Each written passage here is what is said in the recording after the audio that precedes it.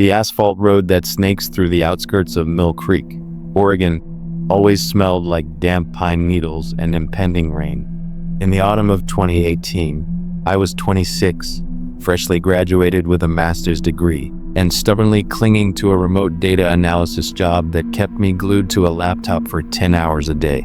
My only saving grace, my mandatory ritual to keep the cabin fever at bay, was my 5 p.m. jog. Mill Creek wasn't a cozy, postcard-perfect countryside town. It was vast, isolated, and economically depressed. The houses were spaced miles apart, separated by dense curtains of Douglas firs and overgrown blackberry brambles. Cell service was a luxury, not a guarantee. But I knew these roads. I trusted them. Until a Tuesday in late October. I was 2 miles into my route, the sky bruising into a heavy twilight, when I heard the low, rhythmic rumble of a faulty muffler behind me. I didn't look back immediately. Out here, logging trucks and beat-up old sedans were common. I simply drifted further onto the gravel shoulder to give them room. The vehicle didn't pass. It slowed down, matching my exact pacing of about an 8-minute mile. My heart did a slight, uneasy flutter. I pulled out one of my earbuds, letting it dangle against my collarbone. The car was a battered, faded navy blue Chevy Impala from the early 2000s, its front bumper held together by gray duct tape. The windows were heavily tinted, making it impossible to see the driver. I forced myself to stay calm. They're just looking for a house number, I told myself. Or maybe they're lost. I stopped jogging and pretended to tie my shoe, giving them the clear opportunity to overtake me. The Chevy crawled forward a few yards, then pulled onto the shoulder and idled, its exhaust coughing out a plume of gray smoke. Panic, cold and sharp, flooded my chest. I turned around and began a brisk walk back toward the direction of my rental house. The Chevy didn't turn around. Instead, the driver threw it into reverse, the gears grinding loudly, and backed up alongside me. That was the moment the illusion of safety shattered. This wasn't an accident. I broke into a full sprint. My sneakers pounded against the gravel, the cold air burning my lungs. Behind me, the screech of tires echoed through the quiet valley as the driver slammed the gas. The heavy metal frame of the car surged forward, narrowing the distance between us within seconds. I could hear the engine roaring, a mechanical predator right at my heels. I knew I couldn't outrun a car on an open straightaway. Desperation took over. Ahead, tucked behind a collapsing wire fence, sat an abandoned, single-story farmhouse. The roof had partially caved in, and the yard was a jungle of knee-high weeds. I veered sharply off the road, leaped over the rusted wire, and tore through the tall grass, praying I wouldn't trip. The Chevy slammed to a halt on the road, the tires kicking up a cloud of dust. I scrambled around the back of the dilapidated house, pressing my spine flat against the rotting wood siding. My breathing was so loud I was terrified it would give me away.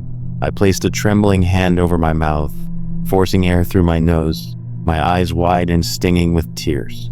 From my hiding spot, I had a narrow view through the gap of a broken porch railing.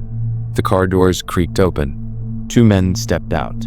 They didn't look like monsters from a movie. They looked like the terrifyingly real predators you read about in local news blotters. The driver was tall and heavily built, wearing a grease-stained canvas jacket and a baseball cap pulled low. The passenger was shorter, wire-thin, with dirty blonde hair clinging to his sweaty forehead. They didn't call out. They didn't make a sound. They just began to walk into the yard, eyes scanning the grass. As they drew closer, a sickening wave of horror washed over me. Both men had their hands shoved into the front of their low-riding trousers, openly rubbing their private areas over the fabric. Their faces set in expressions of intense, fixated hunger. It wasn't a robbery. I knew instantly, with absolute, terrifying certainty, what they intended to do to me if they found me behind that house. My body went completely numb. They split up. The larger man began walking toward the left side of the house. The thinner one started toward the right, my side. They had made one critical mistake, though. In their eagerness to catch me, they had left the Chevy's engine running and the driver's side door wide open. The thin man was about 20 feet away, his boots crunching through the dried weeds. If I stayed, he would see me in less than 10 seconds.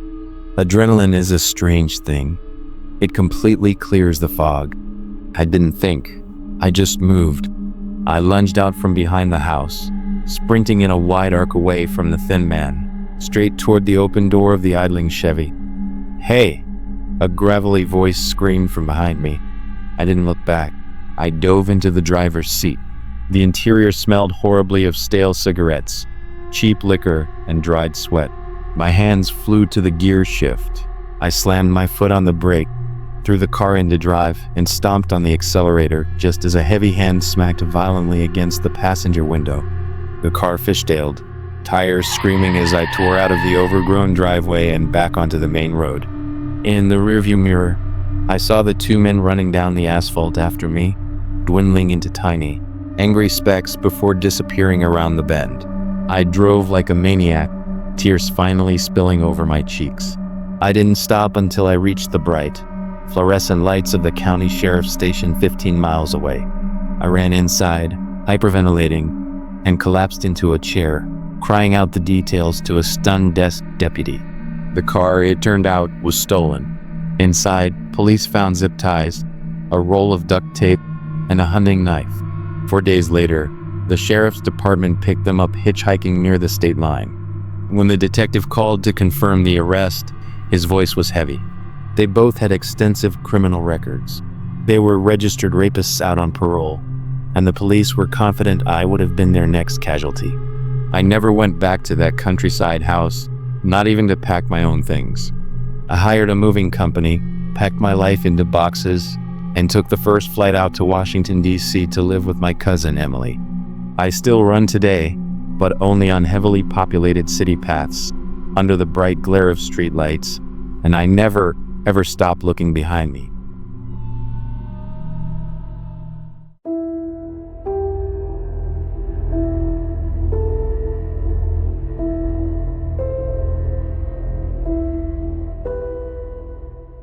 The summer of 2022 was supposed to be the happiest time of our lives. My husband, Mark, and I had just gotten married in May, and by July, we had settled into a charming, slightly weathered rental house in the quiet suburbs of Oak Haven, Ohio. I was 24 then, full of that naive optimism that comes with starting a fresh chapter. To make our new house truly feel like a home, we decided to adopt. She was a tiny, tuxedo short-hair kitten with perfectly symmetrical white paws and large, inquisitive green eyes. We named her Bella. Within days, Bella completely colonized our hearts. She had this quirky habit of sleeping right on my collarbone, her soft purring vibrating against my skin like a soothing engine. Mark, who had always claimed to be a strict dog person, was completely whipped. He spent hours dragging a piece of yarn across the living room rug just to see her do her clumsy kitten pounces. We were completely, utterly attached. Then, on a suffocatingly hot Tuesday in mid-August, the purring stopped. I came home from my shift at the local library and noticed the immediate, heavy silence of the house.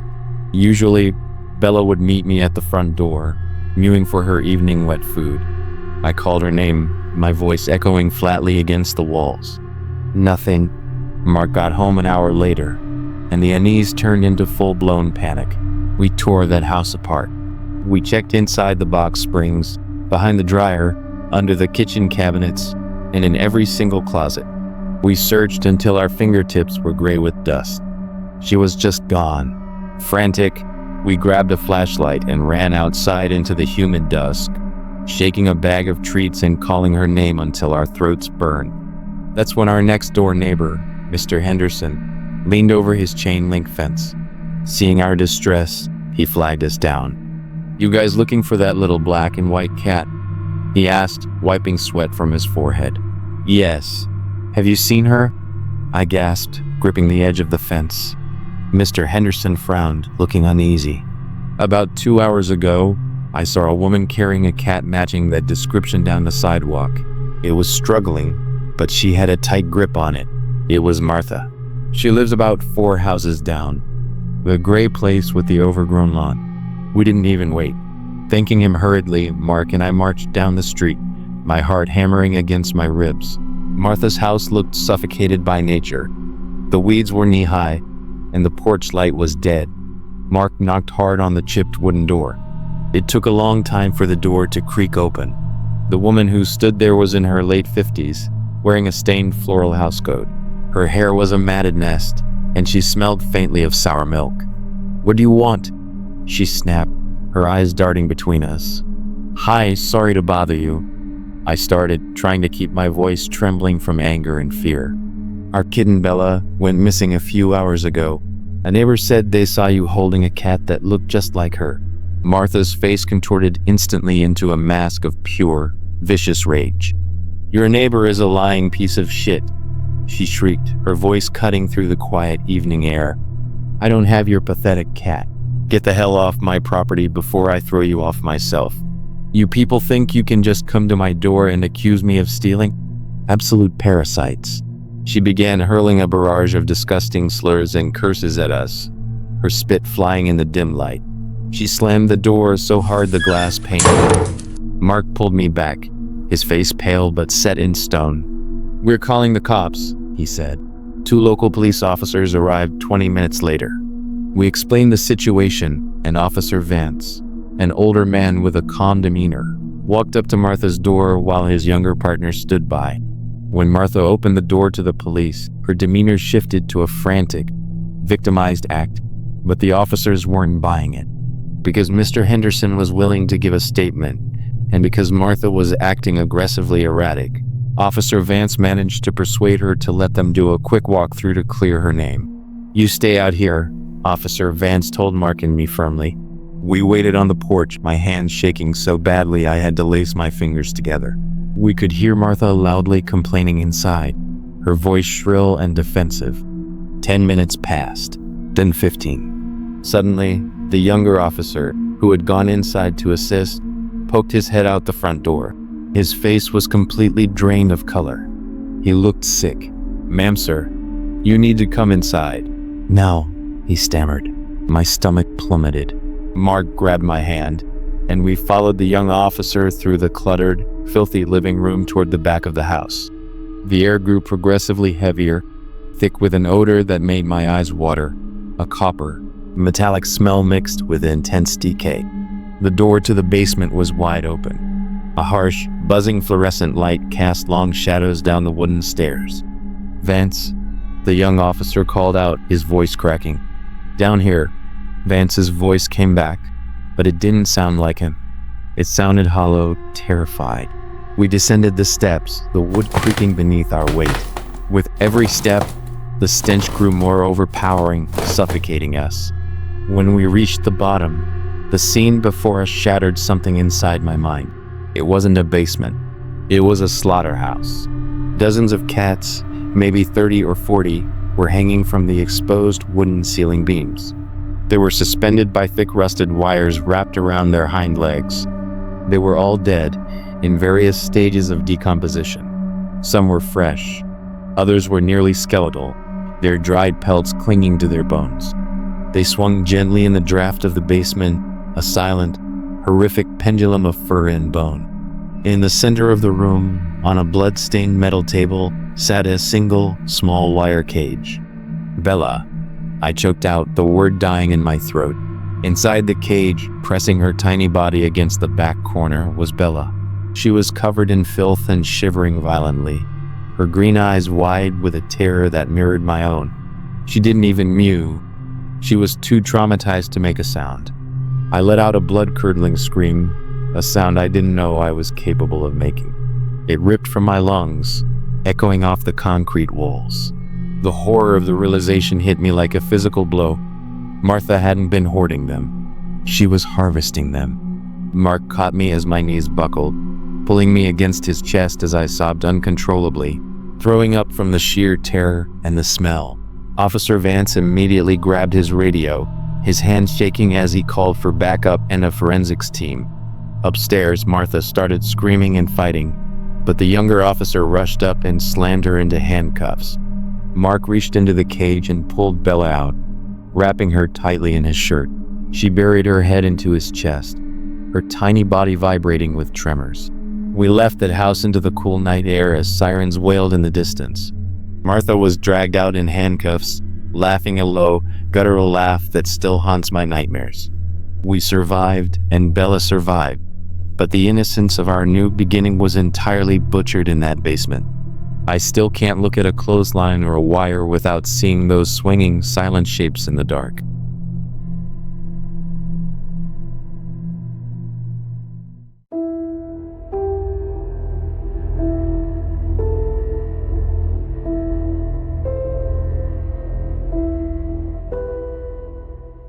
My name is Father Thomas Vance. I am 72 years old now, living out my remaining days in a quiet parish in upstate New York. But in the autumn of 1998, I was a robust 50-year-old priest serving the community of Blackwood, a small, unremarkable suburb in Ohio.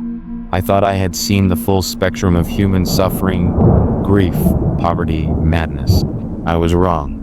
What happened to the Miller family that October was not a manifestation of a broken mind. It was a calculated eradication of human sanctity. The Millers, Arthur, his wife Elena, and their 19-year-old daughter, Chloe, had just moved into a modest, 2-story colonial home on Elm Street. It was supposed to be a fresh start. Instead, it became a slaughterhouse. It started subtly. Elena first came to my rectory distraught, explaining that Chloe, normally a gentle, studious girl, had undergone a drastic personality shift within weeks of moving in.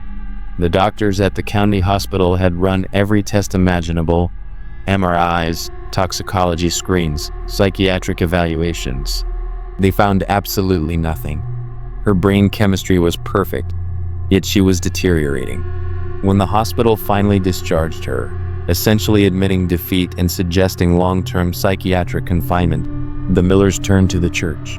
When I first arrived at the house, the atmosphere was suffocatingly heavy. Chloe had stopped eating entirely. Her skin had turned a sickly, translucent gray, tightly stretched over her cheekbones. She sat in the living room, staring with a vacant, predatory intensity.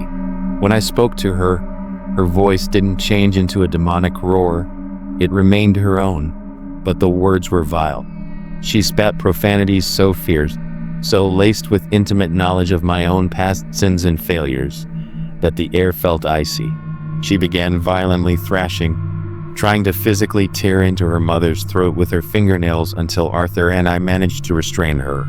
Recognizing the escalating danger, I received emergency authorization from the bishop to perform an exorcism. We secured her to a heavy wooden chair in the dining room using thick canvas straps. I began the traditional Roman ritual. As the holy water touched her brow, Chloe didn't just scream, she contorted.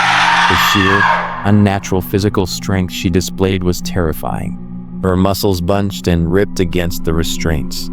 She began violently biting her own lips, spraying blood across the table, laughing through the crimson smear.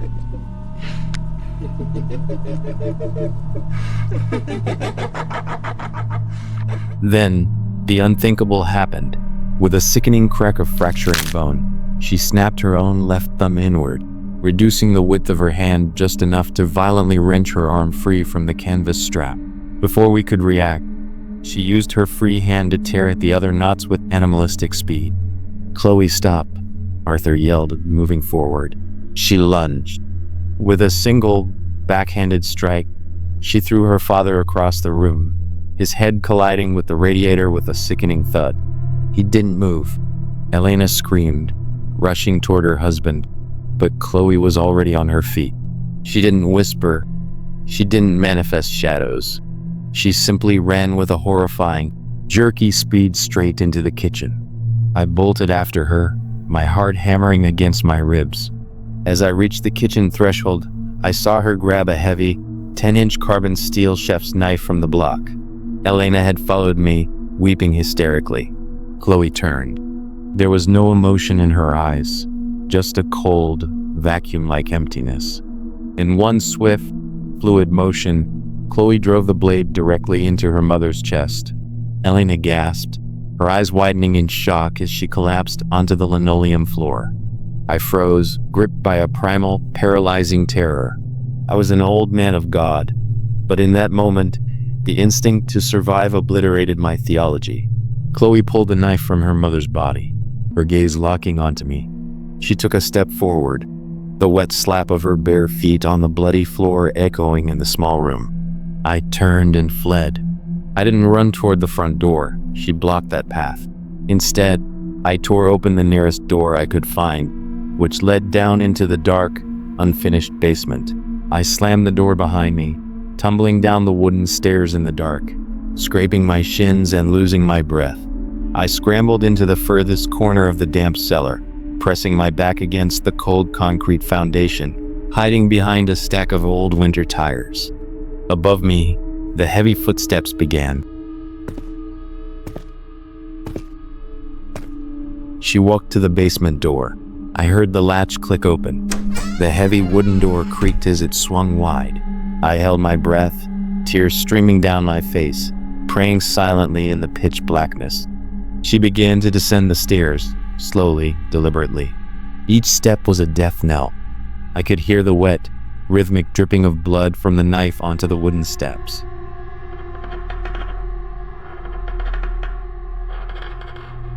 My eyes adjusted slightly to the gloom.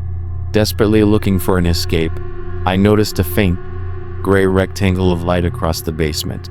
It wasn't a window, it was an old, wooden storm cellar door that led up to the backyard, secured only by a rusted sliding bolt. Chloe reached the bottom of the stairs. She stood in the dark, her breathing heavy and ragged, searching for me. Adrenaline surged through my aging limbs. I broke cover, throwing my weight across the basement floor. I reached the storm doors just as I heard her footsteps sprint toward me with terrifying velocity. I slammed the rusted bolt open, scraping the skin off my knuckles, and threw the doors upward. Sunlight flooded my eyes. I scrambled up the concrete steps into the crisp autumn air just as a cold hand clamped around my ankle. Her grip was like a steel vise. I kicked back with all my might, my heavy leather shoes striking her squarely in the face. She let out a sharp, guttural hiss and loosed her grip. I dragged myself out onto the grass and ran blindly through the backyard, screaming for help until the neighbors finally opened their doors. The police arrived within minutes, heavily armed. They found Arthur and Elena inside, dead from multiple catastrophic stab wounds. But Chloe was gone. The kitchen knife was found lying on the back porch, coated in dried blood. It has been nearly 30 years since that night. The police conducted a massive manhunt, but they never found a single trace of her. To this day, the authorities don't know where she is, or if she is even alive. But I know the truth. Whatever took hold of Chloe Miller in that house didn't die, and it didn't leave empty-handed. Somewhere out there, walking among us, is a woman who hasn't aged, who doesn't eat, and who is simply waiting for the right moment to come back into the light.